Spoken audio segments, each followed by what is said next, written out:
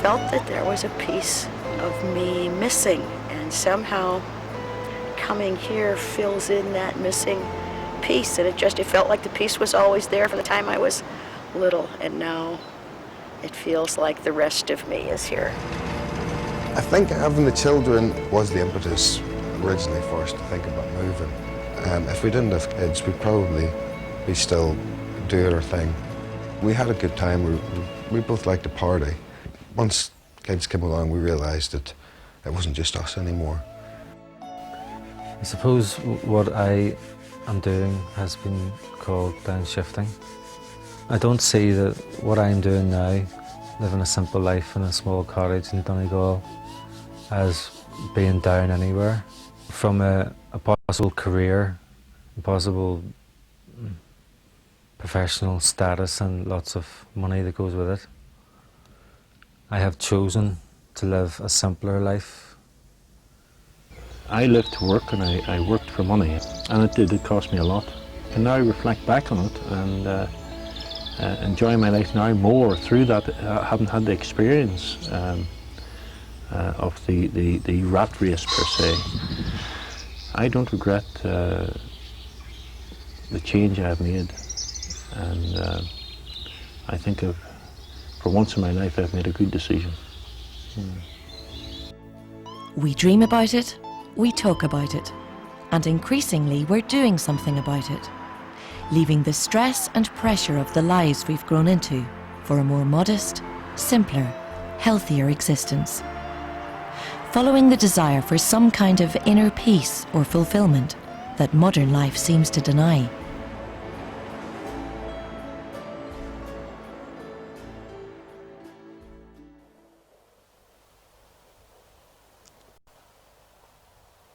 Falcha, as they would say here, you're very welcome.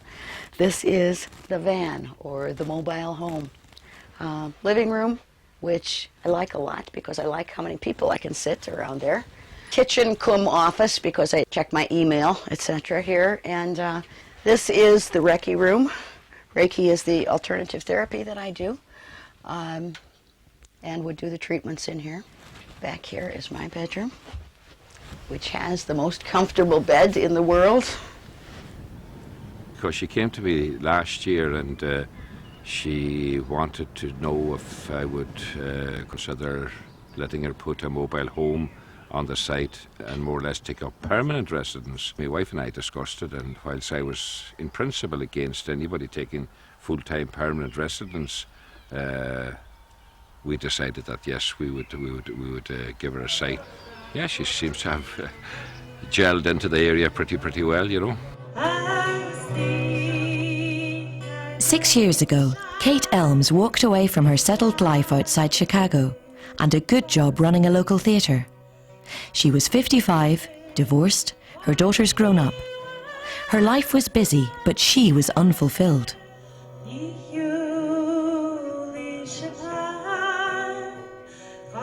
It seemed like a lot of energy going in ways that I wish it could have been better spent, and thinking there's something missing here, you know, and life is roaring by like a freight train. I decided to do something different, I think mainly because I was getting older. And I thought, you don't know how many good years you've got left, and if I don't do some of the things that I wanted to do, I'll never get them done, and I'm healthy and able to do them. I wasn't sure how I would manage financially, but I thought it was worth looking into it. Kate felt drawn to Ireland and found a place as a volunteer with the Columbanus community, a reconciliation group in Belfast.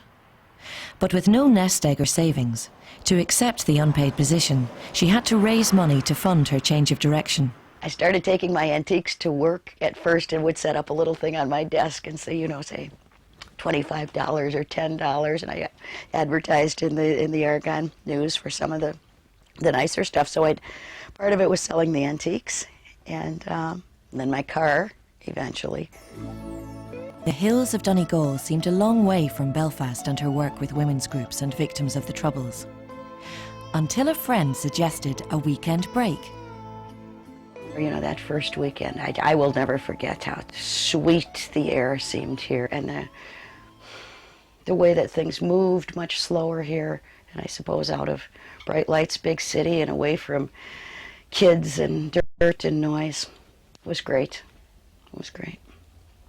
And provided, I think, a lot of spiritual sustenance somehow, the kind of real recreation that you need when you're working in very tense situations. That weekend in Donegal also suggested a new option. It was my first time in a mobile home. I'd never stepped in one in my whole life. And when I realized that I could get one here, and I could stay on this site, and I thought, that's worth a try for a year.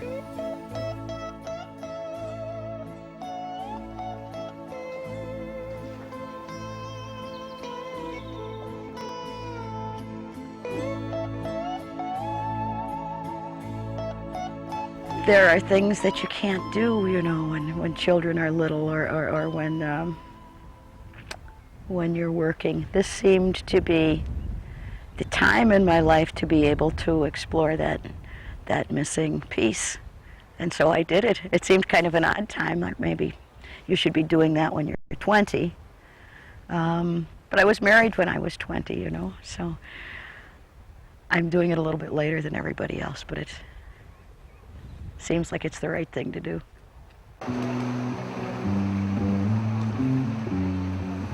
Driving in London can be fun, but if you crash into a car in Islington, it's more likely going to be a BMW or Mercedes. In the London music world, Shane McErlane is known to all as Shiner. And this is the usual light traffic you have around Islington. Lots of high-powered cars going 5 miles an hour. An occasional band member and session musician, his real passion is the recording studio he manages in Hackney. 10 years after arriving from Magherafelt, he loves the buzz of London and the music business. We've had U2 playing in the Hope and Anchor when they started. Bands like Madness, The Specials, Tapau even played in there. I came to London on January 1st. I know it was New Year's Day. I thought I wasn't staying long. I brought £25 with me. I was staying for free in a friend's house. 2 weeks became 3 weeks, became a month. And then eventually I thought, well, I'll stay for a bit, I'll get a job. So I delivered pizzas, I did all kinds of jobs, but all the time trying to get into music. This is where I work, OTR Studios. Been here about 5 years now.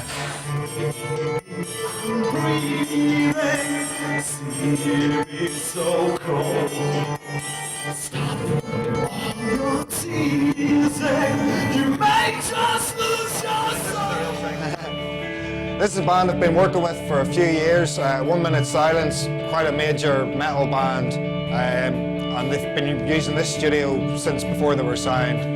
So let's hear what they're like. You won't be able to hear me.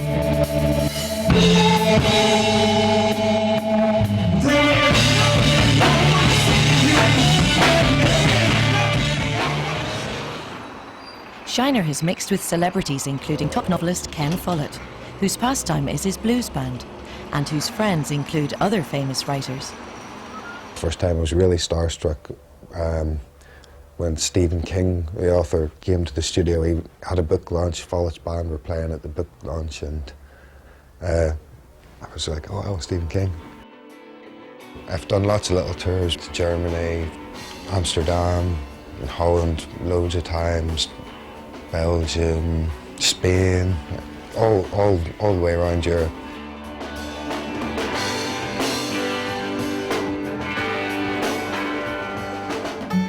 This is the other side of Shiner, devoted father and house husband. While his partner Andrea works during the day, he cares for their son and daughter, then goes to the studio in the evenings. The responsibility of those young lives has forced the couple to reassess their future and make a radical step. They're quitting the bright lights and buzz of London for the family farm in Balachi. I don't think it's Through the ball, Asheen. a healthy place to bring up kids if you can. Fresh air is better for them, and the fact that they can run about. I'd like to think of our kids just being able to go out and without having to worry about them. Unfortunately, with a huge city the size of London, there's always bad pennies. And that's one of the reasons that I'm taking the kids out, because as they're growing older, they're not as safe. Well, she said she was going to be back early today. She said I had to put on the hot water for her so she could have a bath and do her hair. There's a lot of petty crime on the streets in London. Car windows are a speciality around here. They break car windows like there's no tomorrow. And there is a lot of muggings and street crime that goes on.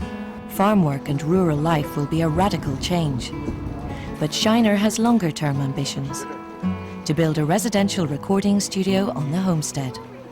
No, I'd love to do that because I've been in London for 10 years myself, and the fact is that after a while, when you've gone, oh great, London, loads of things to do, and you do them, and then you go, now what? Okay, I want to go and live in a barn. His plans seem good, and everybody here is kind of rooting for him and trying to help him out. Yeah, I think it's a very enterprising idea. He's got the right location for it, he's got the right setting for it.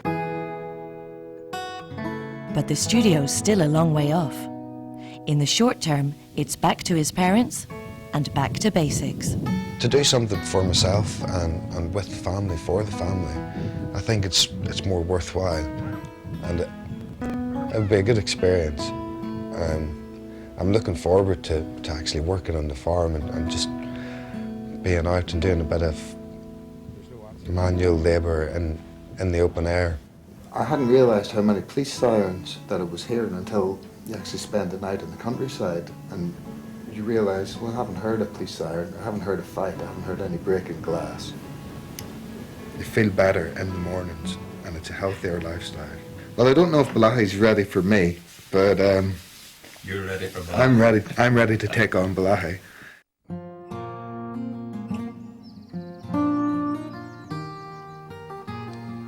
I could say I was a workaholic. I get up in the morning, out to work all day, work till all hours, and home, much to the annoyance of my then wife. I just didn't have time for anybody or anything, work and money. I had to earn that money. That was essential, and that was a very foolish God to go following, I can tell you. It brought me nothing but a lot of pain, a lot of hardship. And in the finish up, it caused a breakdown in my health.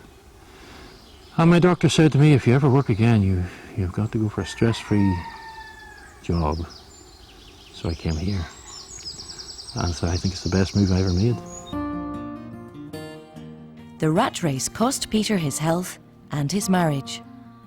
He now lives alone on Coney Island as warden for the National Trust, one of 400 applicants for the job. The Trust provides his house, the local council his living expenses. He cares for the island and looks after occasional visitors. I love the island. I suppose I've always loved it. And in order to work with it, you've got to, in a way, take ownership of it. For me, it has to belong to me, otherwise I couldn't do the work that I do.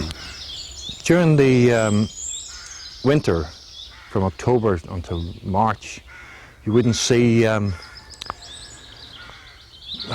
hardly see anyone. Indeed, I have no boats in this past winter. But during the summer it can be very, very busy, and indeed I've had up to 193 people here in this picnic area. Chatting with the island's visitors or living completely alone, Peter doesn't mind. He loves his island and he makes the most of every day. Unfortunately, I spent some 25 years in engineering, and I've only been here 5 years, so I figure I've wasted 25 years. I should have been here. I was earning a very good wage, working for a good firm, and if I wanted it, I bought it. Simple as that. There wasn't a problem. Can't do that now. I'm getting a wage all right, but if I want something, I have to save up for it. And some people might think that's a struggle, but I have all the time in the world. And my neighbours are a long way away, so I'm not worried about keeping up with the Joneses.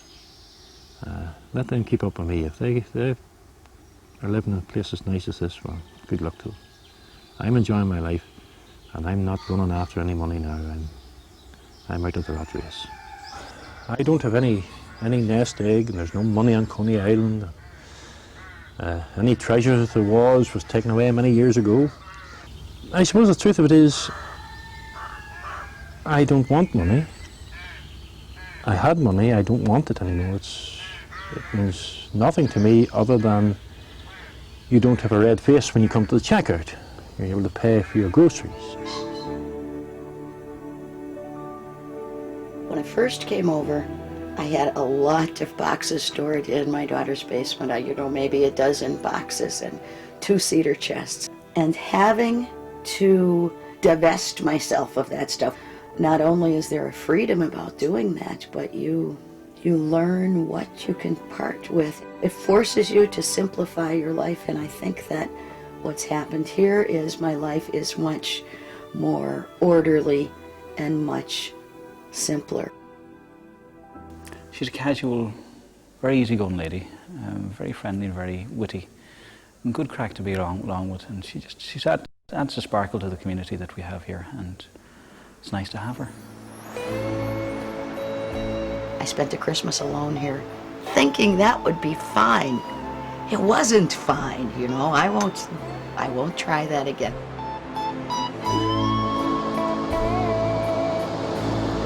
So you just have to deal with the loneliness, I think, as best you can. Sometimes easier than others. And on a gorgeous day like this, it's not a problem. In the middle of winter, in the rain, in the cold, and the gale force winds, in the caravan, you can ask yourself a lot of questions. Oh well, best things.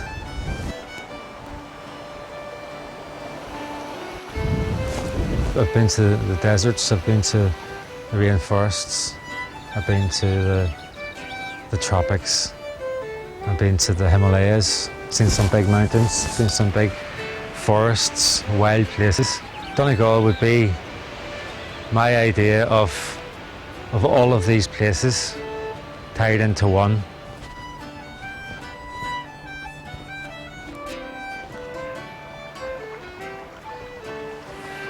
This is a Sally rod. Sally is the Gaelic for willow. I use them, Kathleen uses them to make baskets. Brendan Farron decided at a relatively young age the rat race wasn't for him. Raised in Newtownards in County Down, he was travelling down a road that had been mapped out for him. I was more or less groomed by my teachers and my parents to follow an engineering path, which I did. I went to Manchester and studied civil engineering for 3 years in Manchester University, where I obtained my Bachelor of Science degree. And the path was set then for me to follow this course. And I worked as an engineer in London for a couple of years. I was sitting in this office in King's Cross in London, looking out in the St Pancras King's Cross confusion of traffic, noise, pollution, grey buildings, grey work, really. I reached the point where I thought, this can't be my life. This is a piece of elm. I love working with it because it's, as you can see, the grain is so beautiful. Something that could never be produced by man. Nature at its most beautiful, unpredictable.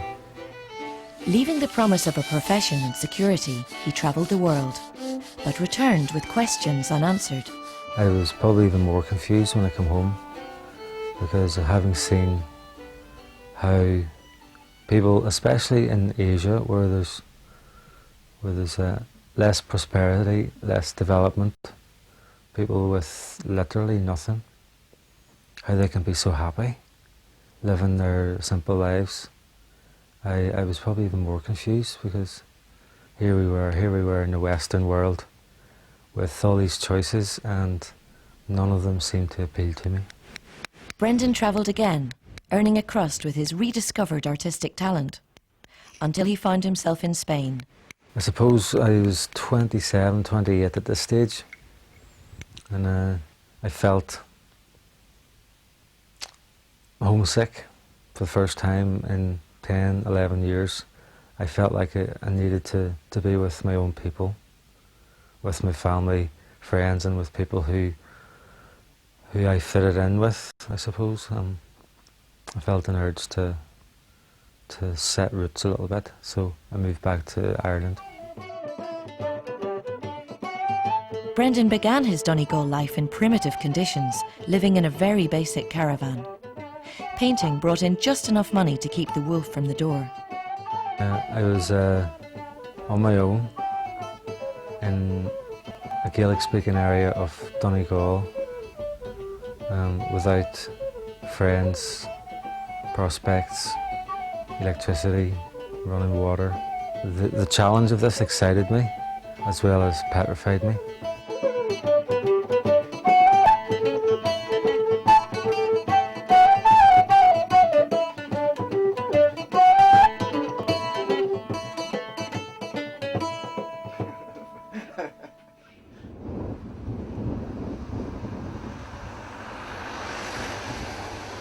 Waiting for the bus to go into Belfast, catch up with a couple of friends, stay for a couple of days. I don't think that when you're first coming you really know what you're going to do, so you put up a lot of safeguards. You say, no, this is just an experiment and I'm going to try this, and it was going to be a year and I could get together that few thousand and then come back if I didn't like it, or maybe come back in the middle of it. Probably the inside of me knew that there was no way that I wanted it not to work. Got a wide variety of reactions. A good share of them was, is she crazy? Is she crazy? So it wasn't all necessarily positive, but you sure learned how to count your friends, you know, the ones who were willing to be there when you really needed them, to have some faith in you and say, have a go. Kate visits Belfast every few weeks to keep in touch with friends like John and Josie McNichol and their son Damien. Thank you very much.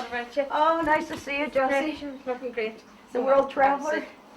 He's there. Here by any You not recognise Oh him? my God. What do you think of the hair?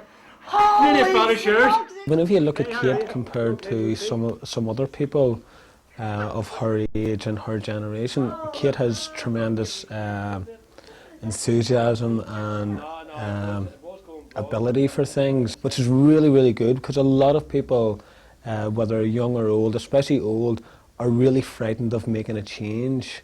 The change might be the best thing in their life, but they're like, but what'll so-and-so think, what'll my brothers think, it doesn't matter what anybody else thinks, it's what works for you, and if you never try it, you're never going to know if it doesn't work for you. So, ladies, as it was our last week, we were going to do Reiki as opposed to doing, you know, our massage. I know we've done Reiki before, and it's really the hands-on healing effect of Reiki. Deep breath in and release. Breathe easily and deeply. And know that each person is personal, is unique, and has their own personal experience of Reiki. I met her first of all in the Callanbannis community on the Antrim Road. Well, you see, everybody in North Belfast and anywhere, I suppose, in Belfast is actually looking for an honest broker. It was a hook for Kate that she was an American, she was here, she didn't have any extra grain. Most people seen her that she was an outsider and she couldn't be pigeonholed then into one section of the community or another. When I came across Kate, probably 1996, I was just really setting out in the world. She had been through the career thing and was coming to change her lifestyle a bit. I would describe Kate as a cheerful eccentric, if she doesn't mind me saying. You know, yeah, and I think that's what makes her so unique and so special, and if you spend any time with her, you'll realise that there's lots and lots of people who enjoy our company. She makes friends wherever she goes. Not Balachi, but Bergerac. Shiner and Andrea have changed their plans and will spend the next year travelling through France and Spain. Where are we now? France! I've bought a van, big Dodge truck, been converted inside, very comfortable, just a big double bed, sleeps 4 people, and a single bed as well, cooker and sink, running water. Well, we're on the move from France, been here 3 weeks, had a good time here, friend's farmhouse, offered it to us when she heard we were on the way down. Stopped off here, drank plenty of red wine, lived without TV, open fire, lots of conversation, checked out the wildlife. Victoria, and then Val Adon. Actually, don't write it down because I can print this off for you. All right, cool. Oh, very good. Okay. We're stopping off at some organic farms on the way down. It's more communes that we're going to see, but it's where groups of people have got together. They've got the money together to buy land, and it's an ecological thing, really. I'm all for saving the environment, and I'm all for working with music, and I think the two go hand in hand in a political sense, or can do, and it's almost like a step back to the 60s. Save the world and be green. The Balachi studio remains an ambition, and Shiner hopes to pick up some tips on his travels. The studio on the farm is my idea of a modern farm. It's a form of diversification in a way that can work in tandem with the farm. But this year out is particularly for the children, to broaden their horizons, and for the family to spend time together. We'd like to get that for the kids, get them to have a wider outlook in life. They might rebel whenever they get to 16 and decide to be priests or nuns or something, but at least they've had the experience.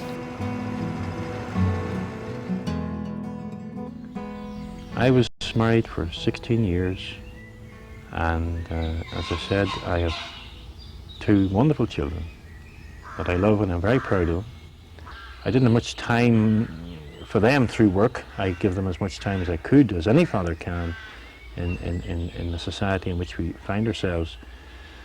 But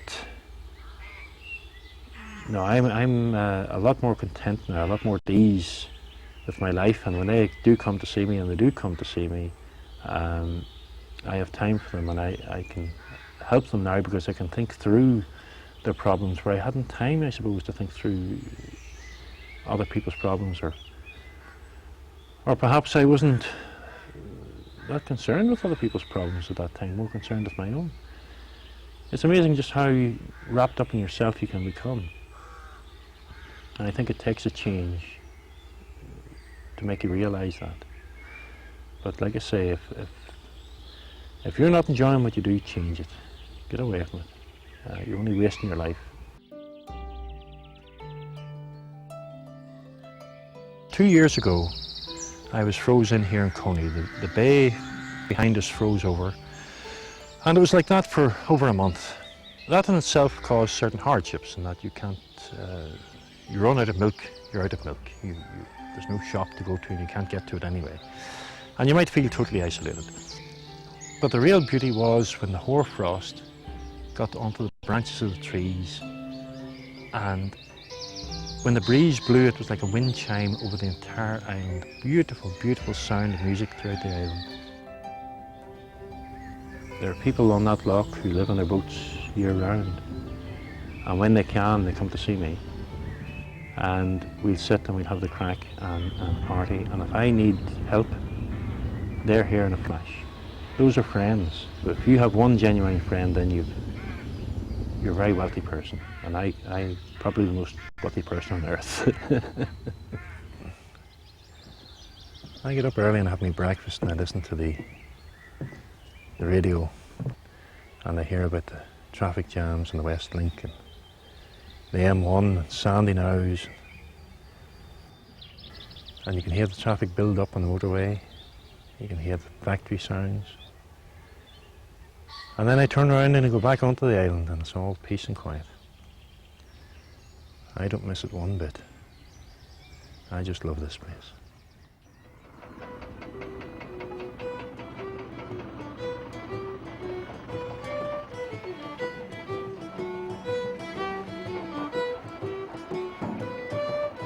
I'm carving an otter from sandstone, and my friend Shane is carving a beaver.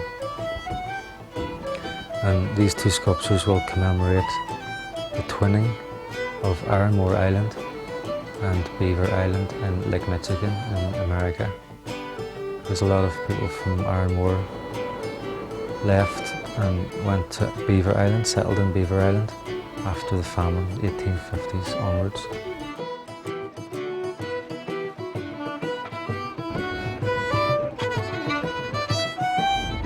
Ironmore Island is about a mile off the coast, but it's about 1,000 miles as far as pace of life is concerned. But it's great, you know, see people walking and talking and sitting on walls, and all the cars are old bangers and they go pretty slow, and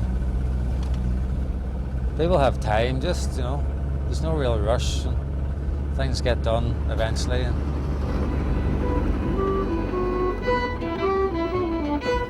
Oh yeah, doing a great job, eh? This is the entrance into there's a gap in the wall here, and these two walls curl around onto the two islands. And the otter will be on this island, and the beaver here. And that's Ironmore Island and Beaver Island. It's a nice place to be working anyway. It's been a peaceful sort of a time. Searching for peace brought Brendan and his partner Kathleen together. They met at a peace festival in the middle of Ireland. People had come from all over the world. American Indians were showing us what they do as an Indigenous people, because this is something that Indigenous people around the globe are doing now, praying for peace in the world, and that's peace for people and all forms of life, animals and plants. So I met him there, our eyes met and were locked, and I didn't know what it was just amazing. So soon after, I decided I wanted to be in his company all the time. Like Brendan, Kathleen had walked away from the rat race, a career and regular income. They pay a nominal rent for their cottage overlooking Gweebarra Bay. I don't have a lot of money, no. But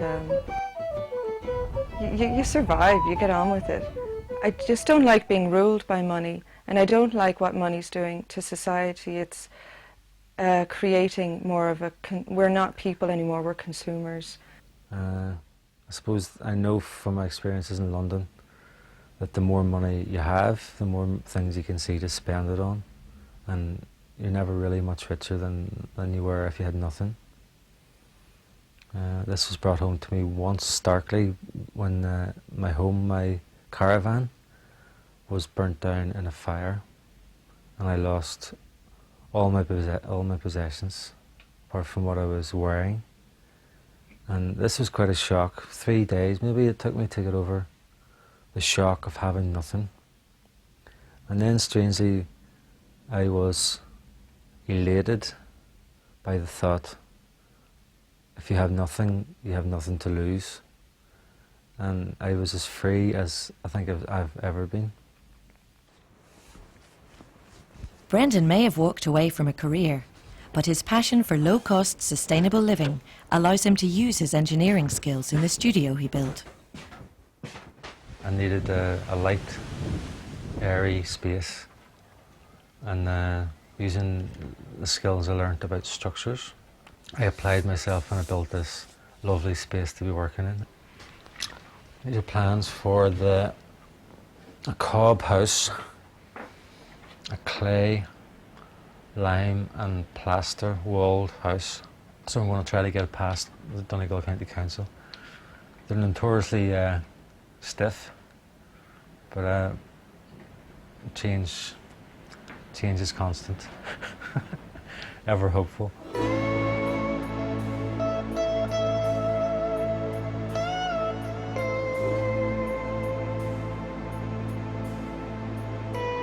Kate has different hopes for the year ahead and plans a novel way to earn some money. It's time for me to step away for a while from voluntary work, which I've been doing for nearly 5 years. Would like to try to sell hot dogs and hamburgers here, and I get desperately hungry for an American hot dog, real hot dog, Frankfurters, not your bangers. If you wanted to put a small chip van kind of thing over in the parking lot over there, and you know, and you wouldn't mind that happening. Yeah, it'd be okay for the summer. You know, you could put them in a corner there, and I would have no objections. And you're welcome to do it. You're welcome to do it. And that's excellent. Hope that you do well at it. Well, it would be a good experiment. Yeah. You know. Whatever uncertainty the future holds for Kate and the others, they certainly have no regrets about setting themselves free from the rat race. The line in the song, Bobby McGee, where freedom's just another word for nothing left to lose. Sometimes it has to be a desperation that gives you the courage, maybe people like me, the courage to do it, if courage is what it takes. Because I wouldn't have been able to do it with good fat paycheck still coming in, and didn't have this crushing boredom and feeling like, is this all there is? It's being caught in the trap of I'm making money in the city now. I'll think about doing that at a later date. And they all say it never ever happens. And maybe you might end up retiring to the countryside, but it's too late by then. It's your life. And if you're not enjoying it, change it. But don't go through life doing something because you think it's what you have to do. Do it because you want to do it. It's a choice for life, for quality, for spirit. For me. If you don't know where you're going, any road will take you there. And if you don't know where you're going,